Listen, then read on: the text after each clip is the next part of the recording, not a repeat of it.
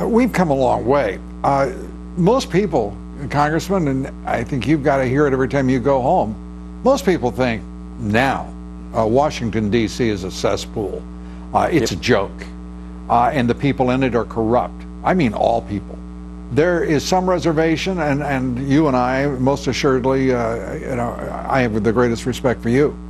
But we're watching the Congress of the United States talking to a director of the FBI who has flaunted his absolute refusal to do his duty. One doesn't require a law degree to see what has happened here, and to see the targets of an investigation being granted immunity. I mean, Cheryl Mills is the #2 target if there is to be an investigation and prosecution, and he gives away immunity? Are you kidding me? Yeah.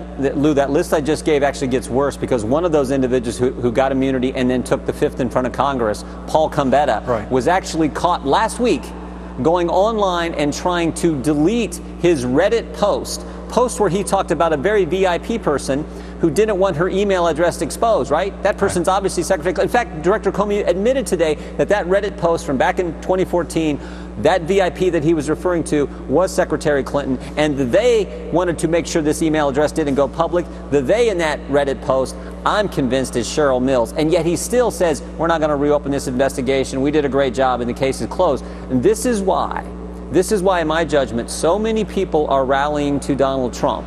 They understand he is fed up with this double standard as well. He represents them, and that's one of the reasons I think he's getting such good support around the country. You know, I